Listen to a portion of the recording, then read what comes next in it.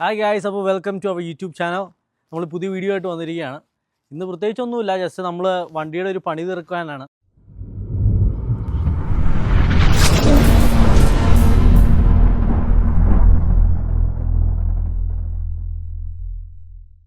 Okay, അപ്പോൾ നമ്മൾ സമ്മറായിട്ട് വണ്ടികൾ രണ്ടും സ്റ്റോറേജ് ഇറങ്ങിയിട്ടുണ്ട്. ഇത് നമ്മുടെ ഷെവി ക്യാമറ ഇറങ്ങിയിട്ടുണ്ട്. അത് നമ്മുടെ BM P92 335. അതുപോലെ ഇപ്പോൾ നമ്മൾ വീക്കെൻഡായിട്ട് ഇപ്പോൾ നല്ല വെതറാണ്. ഈ വണ്ടിയുടെ ഒരു വാട്ടർ പമ്പ് ലീക്ക് ഉണ്ടായിരുന്നു. അപ്പോൾ അതിൻ്റെ വാട്ടർ പമ്പ് റീപ്ലേസ് ചെയ്യാനായിട്ട് ഞങ്ങൾ അതിൻ്റെ ചെറിയ വർക്കിലായിരുന്നു. അപ്പോൾ അത് വർക്ക് ചെയ്തുകൊണ്ടിരുന്നപ്പോഴാണ് ഞങ്ങൾ ഫൈനലി കണ്ടത് അതിൻ്റെ ഒരു ബോൾട്ട് ഒടിഞ്ഞിരിക്കുകയാണ്. അത് പ്രീവിയസ് ആയിട്ട് റീപ്ലേസ് ചെയ്ത ആരോ ഒടിച്ചു വെച്ചിരിക്കുന്നതാണ്. അപ്പം അത് നമുക്ക് അതിൻ്റെ ബ്രോക്കൺ ബോൾട്ട് എക്സ്ട്രാക്ട് ചെയ്യണം. അപ്പോൾ അതിൻ്റെ കുറച്ച് ടൂൾസും കാര്യങ്ങളൊക്കെ മേടിക്കാനായിട്ട് നമ്മൾ കനേഡിയൻ ടയർ വരെ പോകാൻ പോവാണ്. ഓക്കെ, അപ്പോൾ നമുക്ക് കനേഡിയൻ ടയർ ഒന്ന് പോയി നോക്കിയിട്ട് വരാം. നമുക്ക് ഞാൻ വിചാരിച്ചു ക്യാമറയ്ക്ക് പോകാമെന്ന്.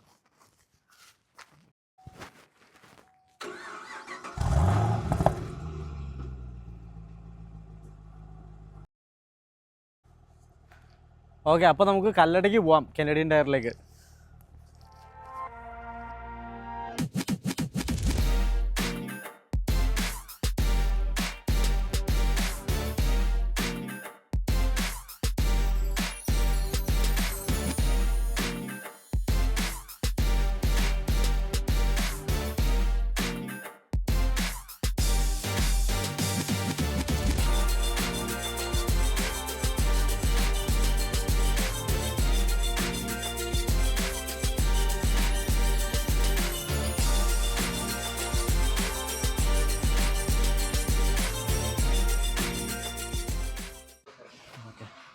അപ്പോൾ നമ്മൾ നോക്കിക്കൊണ്ട് നടന്ന സാധനം കിട്ടിയിട്ടുണ്ട്.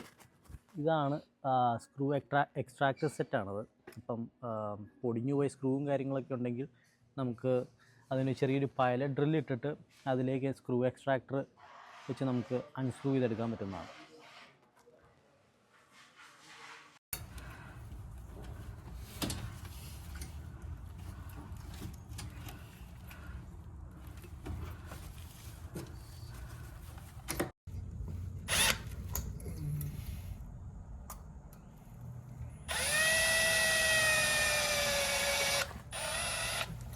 റേഡിയേറ്ററിന് ചെറിയ ലീക്ക് ഉണ്ടായിരുന്നു. അപ്പോൾ നമ്മൾ റേഡിയേറ്റർ ഊരിയപ്പോഴാണ് അതെ ഇവിടെ റേഡിയേറ്ററിന് ചെറിയൊരു ക്രാക്ക് ഉണ്ട് ഈ ഭാഗത്ത് ഇത്.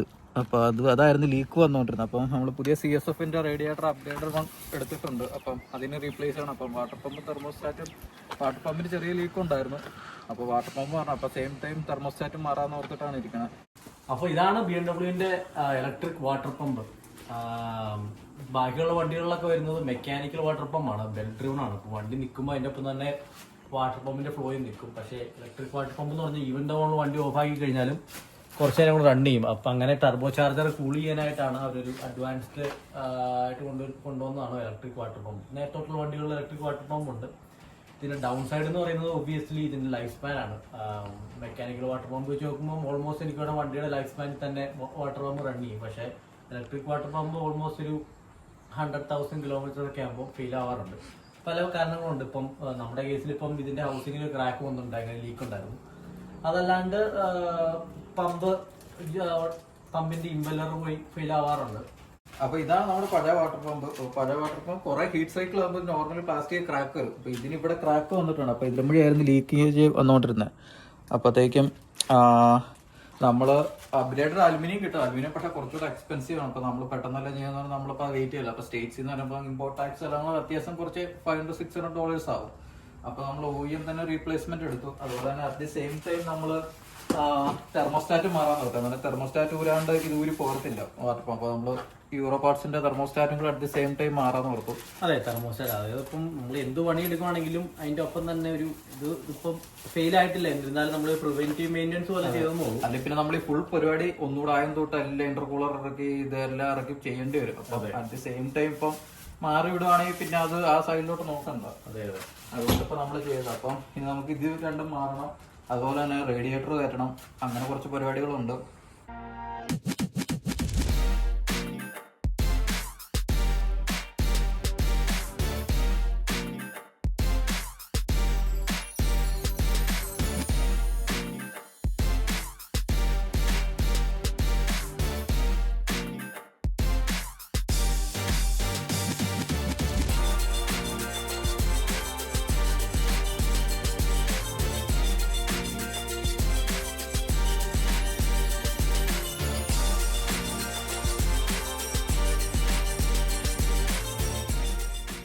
അപ്പോൾ ഇതാണ് നമ്മളിപ്പം ചേഞ്ച് ചെയ്ത വാട്ടർ പമ്പിൻ്റെ ലൊക്കേഷൻ വരുന്നത്.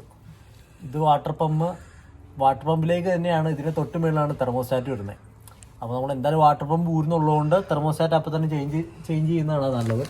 ഒരു പ്രിവെൻറ്റേറ്റീവ് മെയിൻ്റനൻസ് പോലെ നമ്മൾ ചെയ്തതാണ്. ഇത് റീൽ വീൽ ഡ്രൈവ് വണ്ടി ആയതുകൊണ്ട് തന്നെ നമുക്ക് കുറേ കൂടെ ആക്സസിബിൾ ആയിരുന്നു. അതുകൊണ്ട് വലിയ പണി ഉണ്ടായില്ല മാറ്റുന്നത്. പക്ഷെ എന്നിരുന്നാലും നമുക്ക് ചില ഹോസൊക്കെ ആക്സസ് ചെയ്യാണ്ട് കുറച്ച് പാടായിരുന്നു. എന്നാലും കുഴപ്പമില്ലായിരുന്നു. അപ്പോൾ ഇതിൻ്റെ വർക്ക് ചെയ്തിട്ടുണ്ട്. നമുക്കിനി വണ്ടി സ്റ്റാർട്ട് ചെയ്ത് ഇനി എന്തെങ്കിലും ലീക്കോ നമ്മൾ ക്ലാമ്പുകളെല്ലാം ടൈറ്റ് ചെയ്തിട്ടുണ്ടോ എന്നൊന്ന് കൺഫേം ചെയ്യണം. റേഡിയേറ്റർ നമ്മൾ അപ്ഗ്രേഡ് ചെയ്തിട്ടുണ്ടായിരുന്നു. CSFൻ്റെ റേഡിയേറ്ററിലേക്ക് അപ്ഗ്രേഡ് ചെയ്തിട്ടുണ്ടായിരുന്നു. അപ്പം റേഡിയേറ്റർ എനിക്ക് പിടിപ്പിക്കാനുണ്ട്. Radiator പിടിപ്പിക്കണം, intercooler പിടിപ്പിക്കണം. ഇതുകൂടെ കഴിഞ്ഞ് കഴിഞ്ഞാൽ വണ്ടി നമുക്ക് സ്റ്റാർട്ട് ചെയ്ത് നോക്കാം.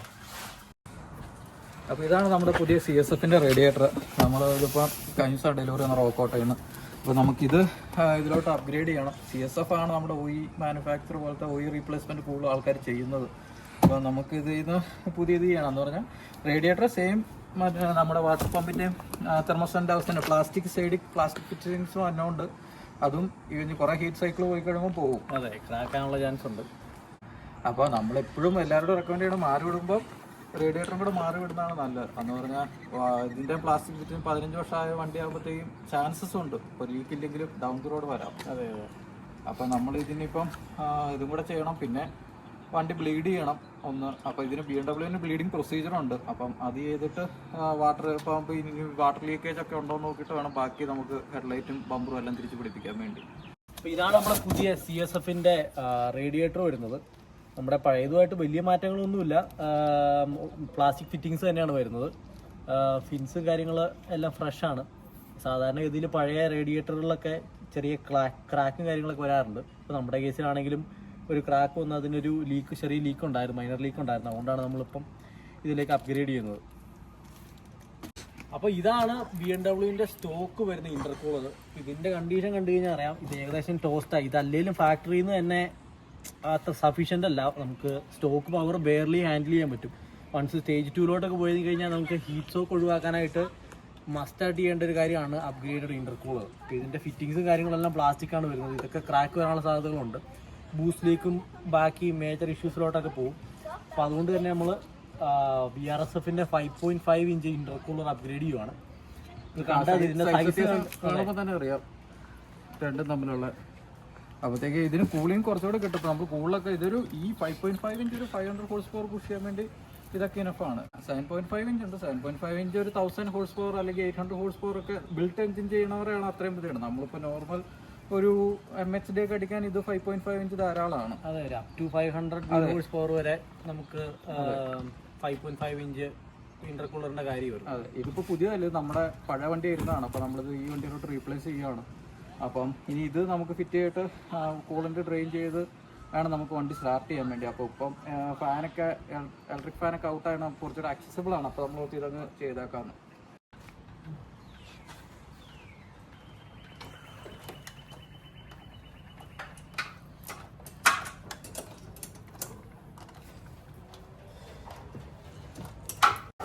അപ്പോൾ നമ്മൾ വർക്കൊക്കെ ഏറെക്കുറെ തീർന്നിട്ടുണ്ട്.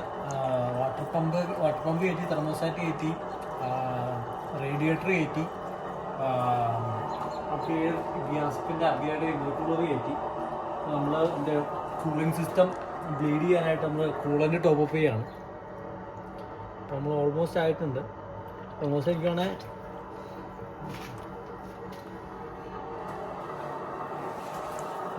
ഇനി ബ്ലീഡിങ് പ്രൊസീജിയർ ചെയ്യാം.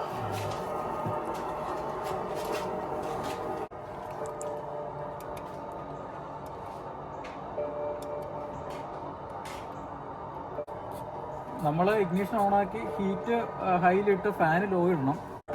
ആക്സിലേറ്റർ ഒരു 10 സെക്കൻഡ് പ്രസ് ചെയ്ത് കഴിയുമ്പോഴത്തേക്ക് ഓട്ടോമാറ്റിക് ബ്ലീഡ് പ്രൊസീജിയർ സ്റ്റാർട്ട് ചെയ്യും.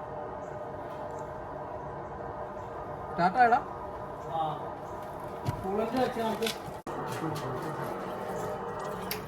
തിരക്കെ ഒഴുക്കി.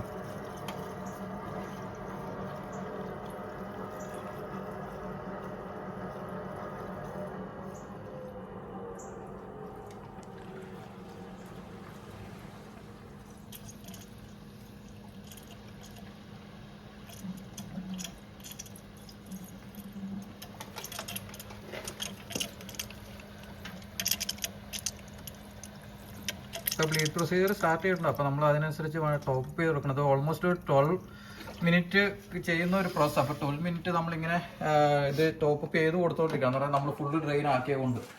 അപ്പം ഇപ്പോൾ പ്രൊസീജിയർ സ്റ്റാർട്ട് ചെയ്യുന്നുണ്ട്. ഓൾമോസ്റ്റ് 12 മിനിറ്റ് കഴിയുമ്പോഴത്തേക്കും പ്രൊസീജിയർ തീരും. വൺസ് ബ്ലീഡിങ് പ്രോസസ്സ് സ്റ്റാർട്ട് ചെയ്ത് കഴിയുമ്പോൾ നമുക്ക് സിസ്റ്റത്തിൽ കൂടെ കൂളൻ്റ് ഓടുന്ന സൗണ്ട് കേൾക്കാൻ പറ്റും. ഇപ്പം കൂളൻ്റ് റിസർവർ നോക്കിക്കഴിഞ്ഞ് കഴിഞ്ഞാൽ കൂളൻ്റ് റിസർവർ ഈ വരുന്ന പൈപ്പിൽ കൂടെ കൂളൻ്റ് റൺ ചെയ്യിക്കുന്ന കാണാൻ പറ്റും. പിന്നെ വാട്ടർ പമ്പ് വർക്ക് ചെയ്യുന്നതിൻ്റെ സൗണ്ട് നമുക്ക് പുറത്തുനിന്ന് കേൾക്കാൻ പറ്റുന്നതാണ്.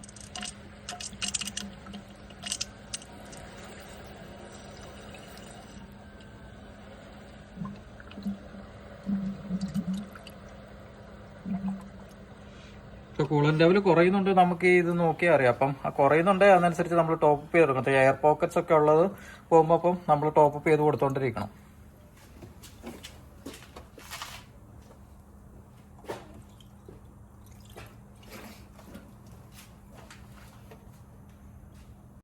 പൊട്ടിച്ച് ഗൈസ് വിനീതയുടെ ലൈറ്റ് പൊട്ടിച്ച് അടിച്ചു വാറുന്ന സീനാണ് ഈ കാണുന്നത്. ബട്ട് സ്റ്റില് പ്രൊസീജിയർ നടന്നുകൊണ്ടിരിക്കുകയാണ്. കണ്ടോ ഇപ്പഴും നമുക്ക് കിലി ഒച്ച കേൾക്കാം. അല്ല ഇതിനുള്ളിൽ നിന്ന് കേൾക്കാം നമുക്ക്. ഇത് ഒഴിച്ചോണ്ട് വിനീതണ്ണൻ സ്റ്റിൽ അടിച്ചു വാരിക്കൊണ്ടിരിക്കുകയാണ്. ബുദ്ധിമാനായതുകൊണ്ട് അടിച്ചു വണ്ടിക്കടി കയറ്റിട്ട് വന്നെനിക്ക് തോന്നുന്നത്. പിന്നെ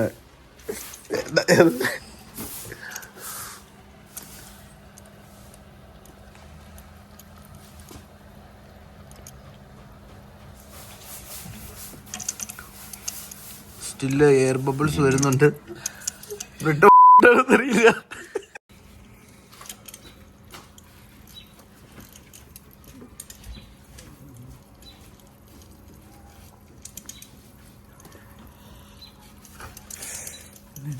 അപ്പോൾ നമ്മുടെ ബ്ലീഡിങ് പ്രൊസീജിയർ കഴിഞ്ഞാൽ നമുക്കിനി ജസ്റ്റ് ഒന്ന് സ്റ്റാർട്ട് ചെയ്ത് നോക്കാം.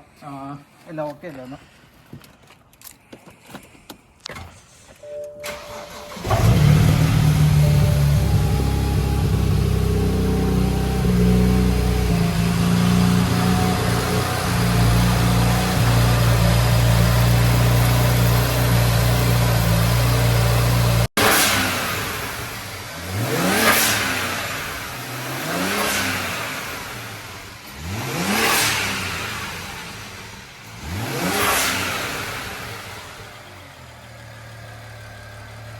അപ്പോൾ ഗായ്സ്, അപ്പോൾ നമ്മുടെ വണ്ടിയുടെ ഇന്നത്തെ പണിയും കാര്യങ്ങളൊക്കെ തീർന്നിരിക്കുകയാണ്.